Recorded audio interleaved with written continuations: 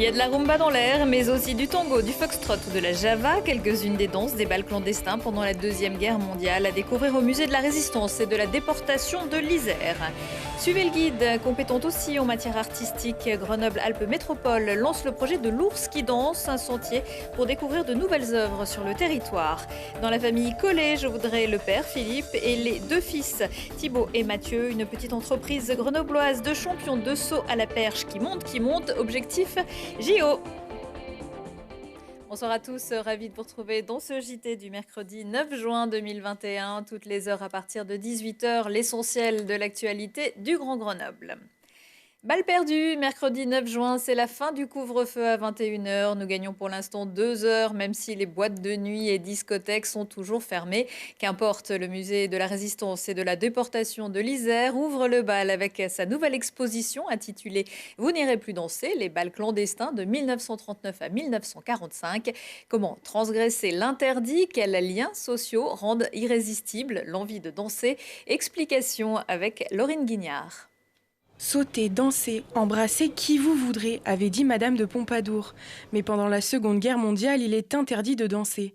C'est dans cet environnement que les visiteurs découvriront l'envers du décor des bals clandestins qui animaient les soirées des années 39-45. Cet îlot central donc, qui structure l'exposition, à l'extérieur, on voit figurer différentes devantures. Vous avez d'abord une devanture ouverte, assez joyeuse, qui symbolise les années 30, sur laquelle on va venir greffer un propos sur la danse et sur ce loisir de masse.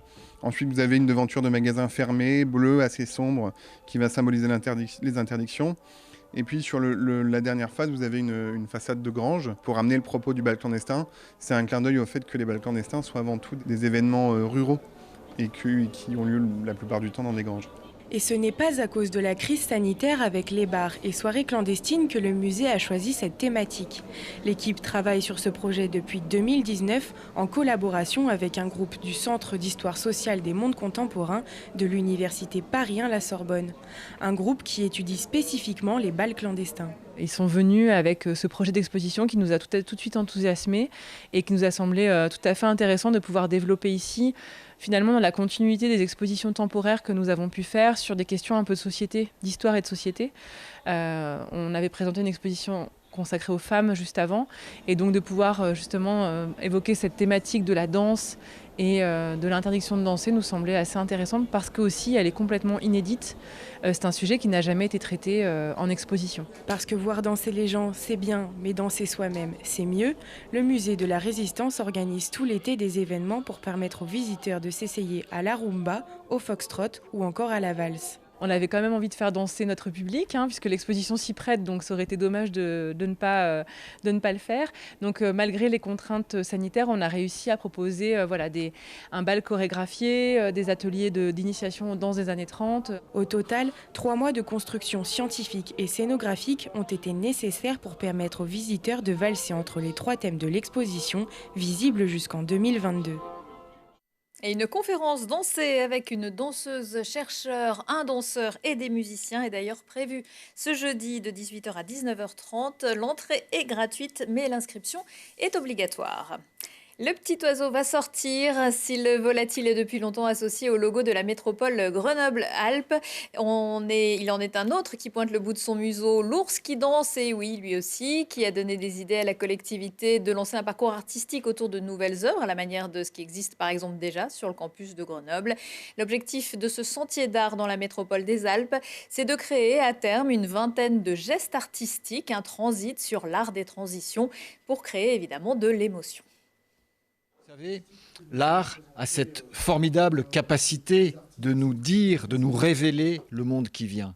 Et l'ours qui danse est un magnifique projet qui a pour objectif, au niveau métropolitain, évidemment, de partager le sentiment d'appartenance à un même territoire, au niveau des 49 communes, et également d'interroger, de soutenir l'émergence, ici, dans la métropole des Alpes, d'un mouvement artistique de la transition. J'ai sillonné la métropole de Grenoble pendant à peu près 1 an.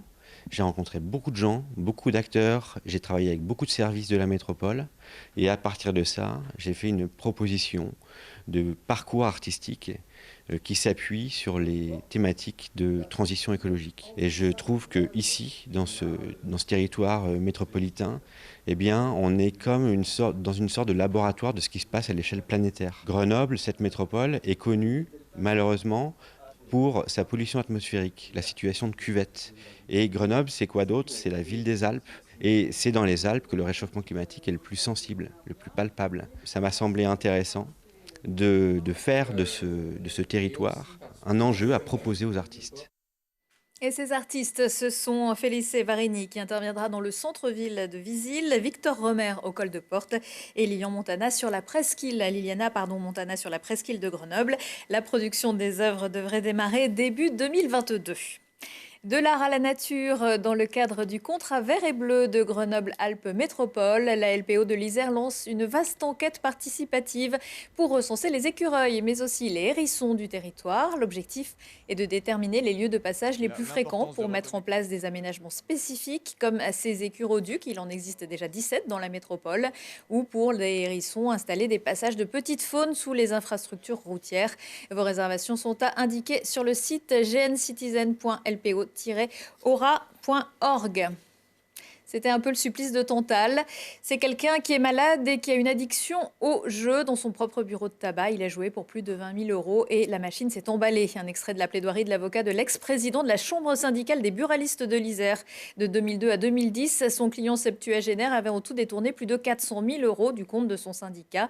Le tribunal correctionnel de Grenoble a néanmoins condamné Bernard Jury, qui a reconnu les faits à 18 mois de prison, dont 12 avec sursis et 6 mois sous bracelet électronique.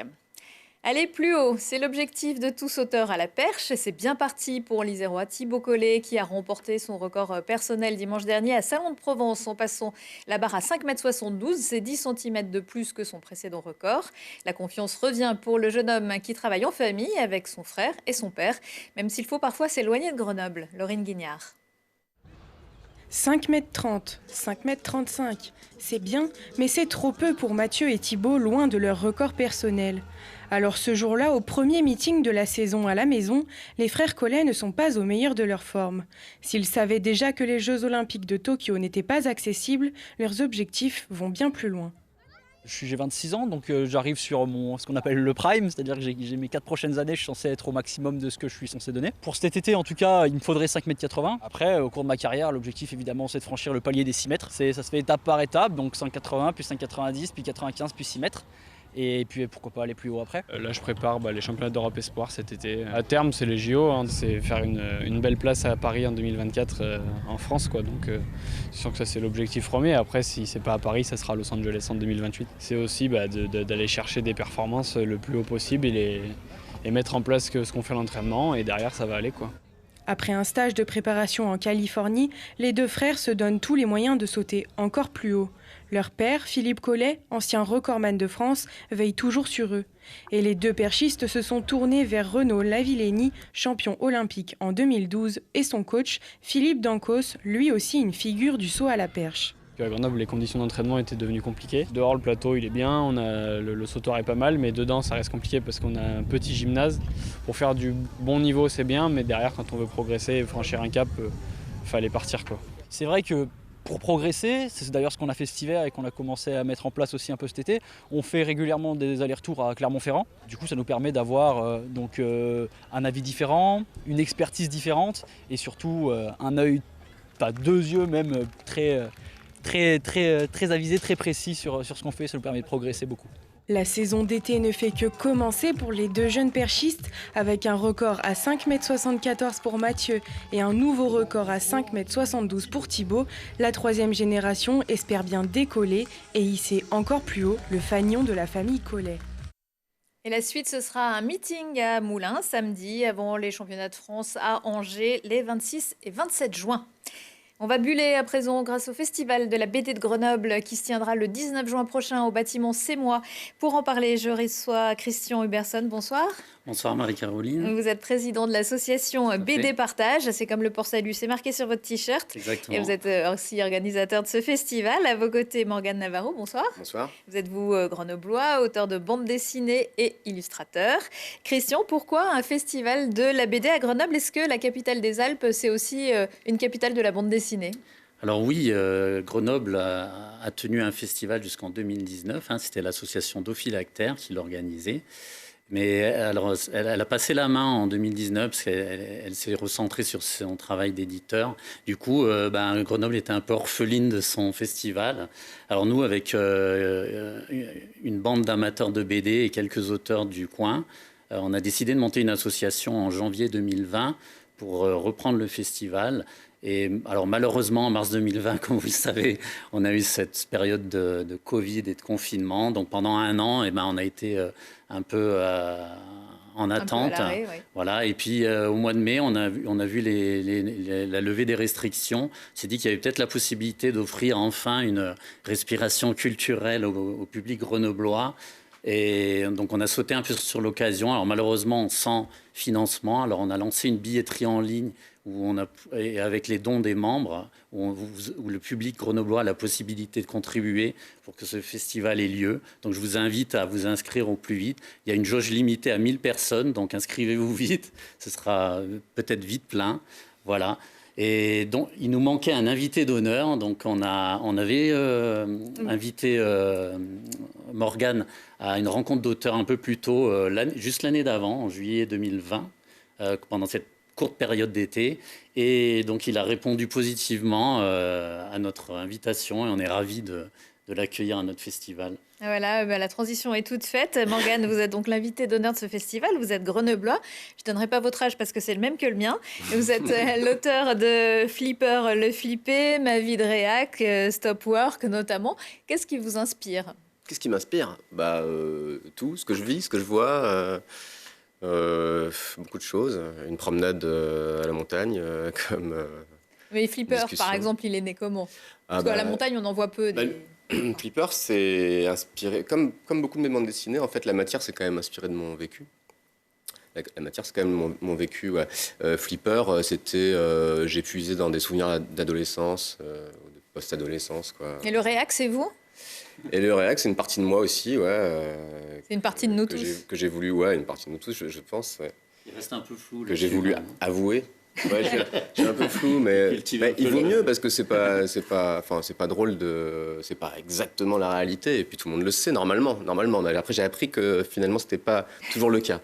Stop Work, c'est dans une sorte d'open space. Vous travaillez tout seul quand on est dessinateur. Mais c'est pas votre vie, si. Tout seul, je suis dans un atelier que je partage avec on est presque une vingtaine, donc c'est quand même une espèce d'open space. Bon, on n'est pas des dessinateurs de BD, il y a des archives, etc. Mais ça, c'est mon scénariste, Jackie Schwartzman, qui a vraiment vécu ça. Donc ça, c'est des choses différentes, les bandes dessinées dont je suis l'auteur, et puis celle où je suis... Et vous contribuez aussi, je ne sais pas si c'est encore le cas, à un blog sur le monde. Non, c'est pas le cas pour l'instant, il est en pause. Ma vie de réac. Ma vie de réac. Ouais. Et ce réac, il a un petit problème avec l'écriture inclusive, non ? Il a un problème avec un peu tout ce qui est moderne, donc l'écriture inclusive aussi. Ouais...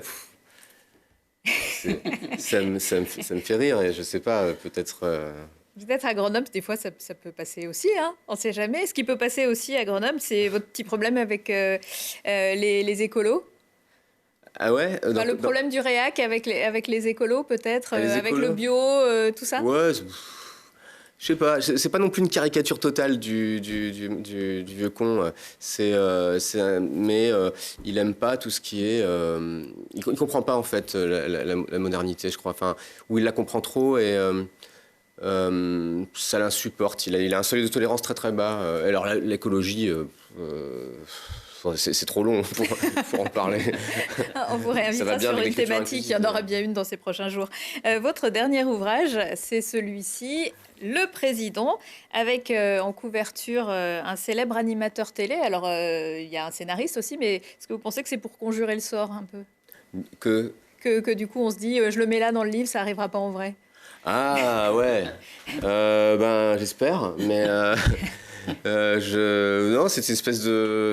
Ouais, j'espère que c'est pas prémonitoire, mais c'est assez bien vu par le Philippe Moreau-Chevrolet, qui est communicant à la base, donc qui connaît bien tout le milieu, communicant spécialisé en politique et qui connaît bien le milieu politique et qui quand cette histoire, elle paraît malheureusement assez probable, réaliste. C'est assez réaliste et ça pourrait se passer. C'est ça le postulat. Ouais, c'est Vincent Bolloré qui décide de faire monter Cyril Hanouna un peu comme candidat potentiel. Pas vraiment. En fait, il nomme quelqu'un pour s'occuper de la communication d'Hanouna. Ouais. Seulement, ça va plus loin que ce que Bolloré imaginait. Et ça va jusqu'aux élections. Christian Huberson, un mot peut-être sur d'autres auteurs qui participent à ce festival. Felipe Gros, par exemple. Oui, alors Felipe Gros, c'est un auteur qui a lancé sa BD sur Ulule. Donc là, c'est un petit, pas un strip, mais une case de BD qu'il nous a fait pour promouvoir le festival. Donc sa BD s'appelle Elliot McCain. Donc c'est un polar, c'est assez sympa. C'est l'histoire d'un croque-mort en fait qui utilise son métier comme couverture pour trimballer ses victimes dans son corbillard. Parce qu'en fait son vrai métier c'est tueur à gages. On a un autre auteur qui il y a Gilbert Bouchard qui est aussi l'historique de l'étape un peu. Oui, lui il fait partie un peu du patrimoine culturel de la région. Donc il a sorti notamment l'Isère en BD. Alors, moi j'ai toute la collection chez moi. Quand je suis arrivé en Isère, j'ai tout de suite acheté sa collection de BD. Les rues de Grenoble. Il a collaboré aussi avec Jacques Martin sur les voyages d'Alix, Le Diable de Lesdiguières. Donc il travaille beaucoup sur le patrimoine. Il a fait aussi une BD pour aider les enfants, pour apprendre aux enfants à dessiner des BD. Et puis le montagnard, Nicolas Julot aussi. Alors Nicolas Julot aussi, il a fait une belle série jeunesse sur la Chartreuse. Donc il y a 3 ou 4 tomes, je crois. Et il travaille sur un dernier qui sortira en septembre. Donc très bien. Et il nous a fait un petit strip de BD pour le festival. Alors pour ce festival, il y aura bien sûr des dédicaces. C'est l'occasion de rencontrer les auteurs. C'est ce que veulent tous les fans de BD. On a 9 auteurs prévus. Donc ils feront des dédicaces, et une rencontre avec Morgane. On aura aussi un atelier manga pour les enfants à partir de 8 ans, les adultes aussi. On a prévu une battle de dessin, une exposition aussi de Le Pueblo, Pablo Vasquez. Donc c'est un artiste mélanais qui va présenter ses dessins. Et une tombola aussi avec le billet d'entrée. Vous pourrez gagner une BD de Morgane et d'autres lots aussi. Donc voilà, je vous invite à venir nombreux samedi 19 juin. Voilà, pour nous encourager et à reprendre ce festival. Et on espère une édition 2022 plus longue, bien sûr. Voilà. Merci beaucoup à tous les deux. On rappelle donc que le Festival de la BD à Grenoble, c'est le samedi 19 juin au bâtiment C'est Moi. Le prochain rendez-vous avec l'actu, c'est dans 1 heure et en replay sur télégrenoble.net. Mais on se quitte en musique avec le groupe Waterzooi qui célébrera la réouverture de la source à Fontaine jeudi. Le groupe a décidé de revisiter l'univers du compositeur et musicien inclassable Erik Satie. Et allez, excellente soirée à tous.